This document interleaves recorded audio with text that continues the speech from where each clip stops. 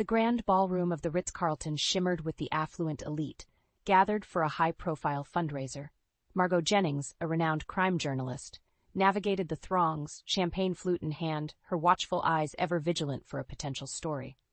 As she approached a secluded alcove, hushed voices caught her attention. Two well-dressed men huddled together, their body language betraying the gravity of their conversation. "Can't believe Alistair pulled it off again," one man muttered, shaking his head. "Walked that scumbag Ryder right out of the courtroom without a scratch." Margot's heart skipped a beat at the mention of her husband's name. The other man scoffed. "Crane knows how to work the system. Those fat envelopes he slides under the table do wonders." Margot's grip tightened around her glass, the implications sinking in like a lead weight. Alistair, her brilliant defense attorney husband, was being accused of bribery, tampering with the very justice system he had sworn to uphold. She slipped away, her mind reeling. Could the man she loved, the one she had admired for his unwavering ethics, truly be capable of such deceit? Later that night, as Alistair's key turned in the lock, Margot steeled herself, determined to confront him.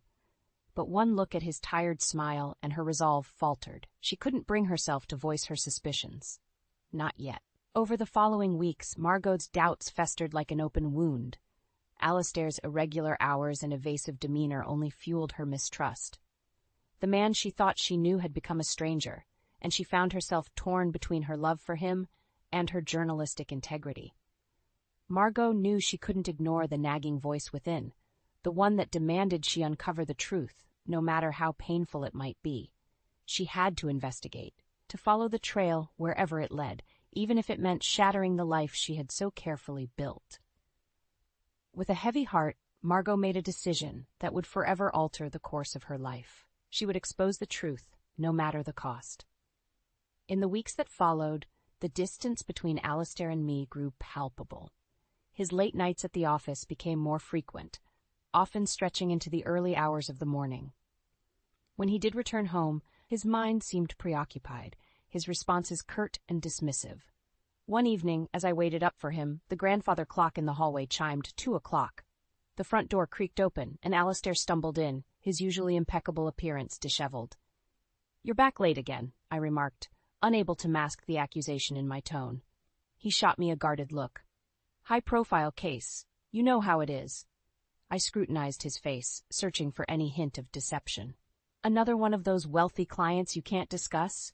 Alistair's jaw tightened. "Margot, please, let's not do this tonight." "Do what?" I pressed. "Ask about your work? The work that's keeping you away from home more and more?" He pinched the bridge of his nose, exhaling sharply. "It's complicated. You wouldn't understand." His dismissive words stung, fanning the flames of my suspicion. If there was nothing to hide, why the secrecy? In the following days, I found myself scrutinizing every aspect of Alistair's behavior, hunting for clues. The way his cell phone stayed glued to his side, the furtive glances he exchanged when taking calls, the hushed tones he adopted, it all screamed deceit. My journalistic instincts kicked into high gear. I started digging, discreetly combing through his files and financial records. What I uncovered left me reeling. Unexplained cash deposits, offshore bank accounts, and a trail of suspicious transactions linked to his high-profile cases. The evidence was mounting, and the weight of it crushed my heart. The man I had once admired, the brilliant lawyer whose passion for justice had drawn me to him, was nothing more than a fraud. Alistair's suave demeanor and silver tongue had blinded me to the truth. He wasn't just bending the rules. He was breaking them, manipulating outcomes for the highest bidder. And all this time I had been living a lie, a silent accomplice to his crimes. As the realization sank in, a newfound determination took root within me. I would expose Alistair's misdeeds, no matter the consequences. If he couldn't uphold the law, I would make sure it caught up to him. With the weight of Alistair's betrayal bearing down on me, I knew I needed help navigating the treacherous waters ahead. That's when I reached out to an old friend from college, Theo Carter, now a seasoned private investigator. We met at a dimly lit cafe, the aroma of freshly brewed coffee wafting through the air. As soon as Theo sat down, I slid the damning evidence across the table, the financial records, the offshore accounts, everything I had uncovered about Alistair's misdeeds. Theo's brow furrowed as he flipped through the pages, his expression growing increasingly grim. "Margot, this is some heavy stuff. Are you sure about this?" I steeled my resolve, meeting his gaze. "I need to know the truth, Theo. All of it." He let out a low whistle. "All right, let's dig deeper then. But be prepared for what we might find." Over the next few weeks, Theo and I worked tirelessly, following every lead, scrutinizing every detail. The more we uncovered, the clearer Alastair's web of deceit became. Bribery, extortion, fabricated evidence, he had stooped to unimaginable depths, all in pursuit of wealth and power. The man I thought I knew was nothing more than a chameleon, changing colors to suit his needs. "We've got enough to bury him," Theo declared one evening as we pored over the mounting evidence. "The question is, what do you want to do with it?" I didn't hesitate. "Take him down. He needs to face the consequences of his actions." Theo nodded grimly.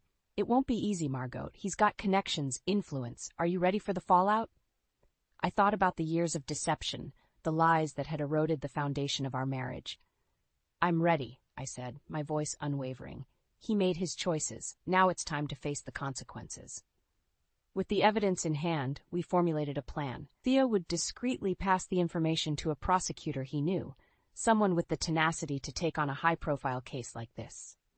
Meanwhile, I would bide my time, playing the role of the oblivious wife until the trap was set. As I looked back on the man I'd once loved, I felt a strange sense of detachment. The Alastair I knew was gone, replaced by a twisted version of himself, consumed by greed and hubris. And I would be the one to bring him crashing down, no matter the personal cost. The air was thick with tension as I strode into our penthouse apartment, the weight of the evidence heavy in my briefcase. It was time to confront Alastair, to lay bare the ugly truth I had uncovered. He was seated in the living room, a tumbler of scotch in hand, his brow furrowed as he studied a legal document. When he noticed me, he flashed that charming smile that had once made my heart flutter. "Margot, you're back early. Everything all right?" I steeled myself, setting the briefcase down with a thud. "We need to talk, Alastair." His expression faltered, sensing the gravity in my tone. "What's going on?" Without a word, I opened the briefcase and slid the stack of files across the coffee table. Financial records, wiretap transcripts, witness statements, a damning portrait of his misdeeds laid bare. Alastair's eyes widened as he flipped through the pages, his face paling. "Where did you get these?" "So it's true, then?" I challenged. "You've been manipulating cases, taking bribes, all while claiming to uphold the law?" His mouth opened and closed, a flicker of panic crossing his features before he regained his composure. "Margot, you don't understand the bigger picture here. The system is rigged, corrupt to the core. I'm just playing the game." "The game?" I spat out a bitter laugh. "Is that what you call selling your soul? Betraying everything you claim to stand for?" Alastair slammed his fist on the table, his calm facade cracking. "You think I had a choice? In this world, it's either eat or be eaten. I did what I had to do to survive, to provide for us. Don't you dare try to justify this with some twisted logic," I shouted, my anger boiling over. "You've been lying to me for years, Alastair. Every single day you looked me in the eye and lied." His jaw clenched, and for a moment I saw a glimpse of the ruthless man he had become. "And what were you expecting, Margot? A confession? A tearful apology?" He scoffed.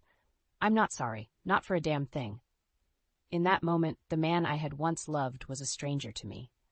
The charming facade had shattered, revealing the cold, calculating core beneath. "You're going to pay for this," I warned, my voice low. "I'll make sure of it." Alastair's lips curved into a cruel smirk. "And risk destroying yourself in the process? We're still married, in case you've forgotten. Any move against me will just drag you down, too." His words hung in the air, a thinly veiled threat, but I refused to back down, to let him wield his power over me any longer.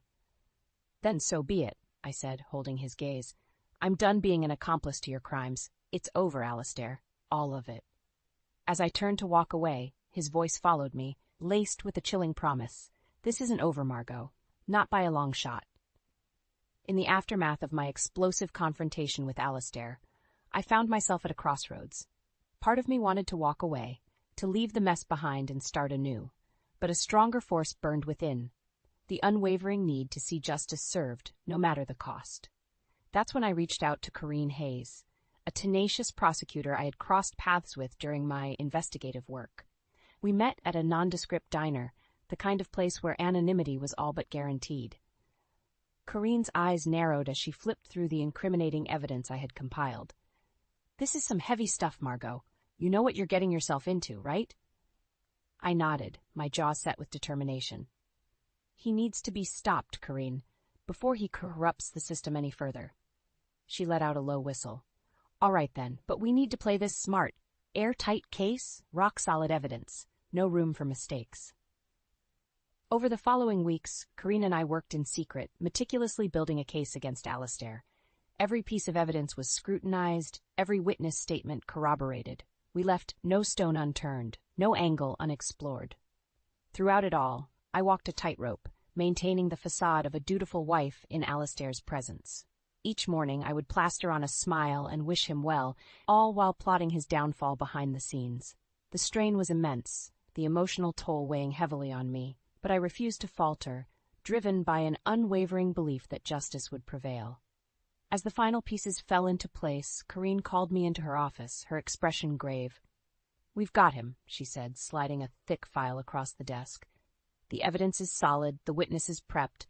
All that's left is to pull the trigger." I exhaled slowly, steeling myself for the inevitable fallout. "Do it. It's time to end this." Corinne nodded, a glimmer of admiration in her eyes. "You're one tough cookie, Margot. Not many would have the guts to take down their own husband like this." My throat tightened as the weight of my actions hit me. He left me no choice. This is the only way to stop the cycle of corruption. With a heavy heart, I watched as Corinne set the wheels in motion, issuing the arrest warrant that would ultimately bring Alistair's world crashing down. As I left her office, a strange sense of finality washed over me. The die had been cast, the point of no return crossed. There was no turning back now, only the looming storm on the horizon, a storm I had unleashed with my own hands. The days leading up to Alistair's trial were a whirlwind of activity. The media had caught wind of the high-profile case, and suddenly, our once private lives were splashed across every newspaper and news channel in the city. As the star witness, I found myself thrust into the spotlight, fielding endless questions from reporters hungry for the juiciest details. Through it all, I maintained a stoic facade, refusing to let my personal turmoil show. The courthouse was a madhouse on the day of the trial's opening statements. Photographers and journalists swarmed the steps, their cameras flashing like 1,000 tiny suns. I steeled myself and marched through the chaos. My head held high. Inside the courtroom, the tension was palpable. Alistair sat at the defense table, his expression a mask of cool indifference. But I could see the cracks in his armor, the flicker of fear in his eyes as he realized the noose was tightening. As the trial progressed, the evidence against him mounted, each witness' testimony driving another nail into his coffin. Corinne was relentless, her cross-examinations, surgical strikes that left Alistair's defense in tatters. Then came my turn on the stand. As I raised my hand and swore to tell the truth, our eyes met across the courtroom. In that moment, I saw a kaleidoscope of emotions flash across Alistair's face: anger, betrayal, and a hint of something else. Regret, perhaps, but any remnants of the man I had once loved were quickly extinguished as the questioning began. With each damning revelation, each piece of evidence I presented, his mask crumbled a little more. Finally, Alistair snapped. "How could you do this to me?" he roared, slamming his fist on the table. "After everything we've been through, you're the one driving the knife into my back?" The courtroom fell silent, all eyes fixed on the explosive confrontation unfolding before them. "I did what I had to do," I replied, my voice steady despite the turmoil churning within me. "You left me no choice, Alistair. Your actions have consequences, and it's time you faced them." His jaw clenched, and for a moment I thought he might lunge across the courtroom at me. But then, just as quickly as it had appeared, the fire in his eyes extinguished, replaced by a cold, hollow stare. "You'll pay for this," he hissed, his words dripping with venom. "One way or another, you'll pay." From that moment on, the trial took on a life of its own, careening towards its inevitable conclusion. Each day I would take the stand, reliving the painful details of Alistair's betrayal, my heart growing heavier with every revelation. But through it all, I remained resolute, driven by an unwavering belief that justice would prevail, no matter the personal cost. The courtroom was deathly silent as the jury foreman rose to deliver the verdict. Tension hung thick in the air, every breath held in anticipation of the words that would seal Alistair's fate. On the count of bribery, we find the defendant. The foreman paused, his gaze sweeping across the room. Guilty. A collective gasp rippled through the gallery, but I remained still, my hands clenched tightly in my lap. One by one, the foreman read out the charges: obstruction of justice, tampering with evidence, abuse of power, each one punctuated by that damning word, guilty.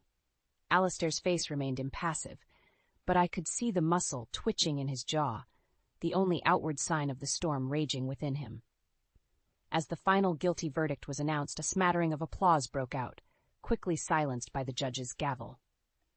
But the sound rang hollow in my ears, the gravity of the moment weighing heavily upon me. In that instant, everything I had fought for, every sacrifice I had made, had come to fruition. Justice had been served, the corrupt brought to their knees. And yet the victory felt hollow, tainted by the bitter taste of betrayal. Alistair's sentencing was swift and severe, a testament to the depth of his crimes. As the judge rattled off the terms, 10 years in a maximum security prison, disbarment, and a hefty fine, I watched the man I had once loved crumble before my eyes. The once cocky defense attorney, so sure of his invincibility, was reduced to a mere shell of himself. The power and influence he had wielded like a weapon now stripped away, leaving him exposed and vulnerable. As the bailiffs led him away in shackles, our eyes met one final time. In that fleeting moment, I saw a flicker of something I had never expected to see from Alistair. Regret.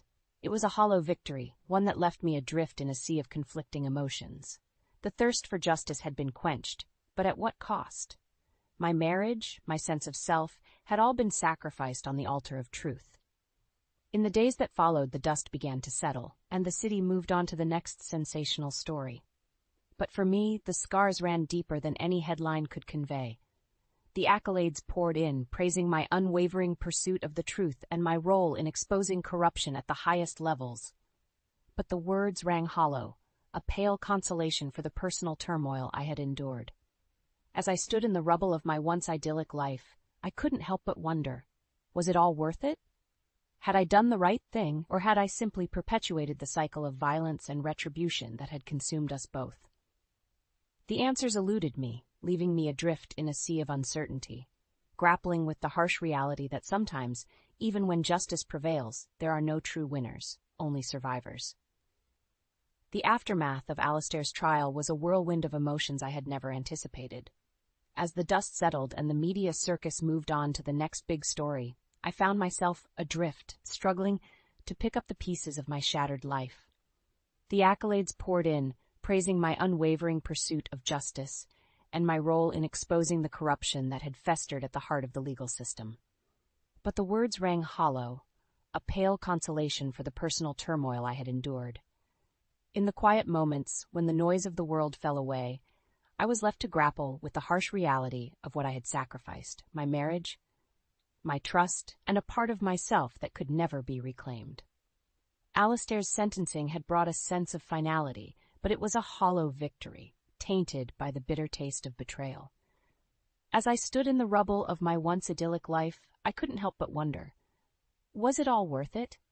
Had I done the right thing, or had I simply perpetuated the cycle of violence and retribution that had consumed us both? It was in those dark moments that I found solace in the one thing that had always grounded me: my writing. I poured my heart and soul into crafting a memoir, a searing account of my journey through the depths of deception and the ultimate pursuit of truth. With each word, I exorcised the demons that had haunted me, laying bare the raw emotions and inner turmoil that had driven me to confront the unthinkable. It was a cathartic process, a way to make sense of the chaos and find purpose in the aftermath. As the book took shape, I found myself sharing it with those who had stood by me through the storm: Theo, Corrine, and others who had witnessed the unraveling of my life. Their reactions were a mix of awe and empathy, a testament to the power of my story to resonate beyond the confines of my personal experience. You know, this could be bigger than just a memoir. Theo remarked one evening over drinks. This could be a rallying cry, a wake-up call for everyone who's ever been disillusioned by the justice system. His words struck a chord within me, igniting a flame that had been smoldering beneath the ashes of my despair. What if my story could be a catalyst for change, a beacon of hope for those who had lost faith in the very institutions meant to protect them? With renewed vigor, I dove back into the manuscript, crafting not just a personal account, but a broader exploration of the systemic issues that had enabled Alistair's corruption to fester unchecked. It was a bold move, one that risked ruffling feathers and reopening old wounds. But as I put the finishing touches on the book, I knew I had created something larger than myself. A testament to the resilience of the human spirit and the unwavering pursuit of justice, no matter the personal cost. As the book hit the shelves and the reviews poured in, I found myself embarking on a new chapter, one fueled by a sense of purpose and a determination to use my voice as a force for positive change. For in the ashes of my former life, I had risen like a phoenix, reborn with a newfound strength and a clarity of purpose that would guide me towards a future where truth and integrity reigned supreme.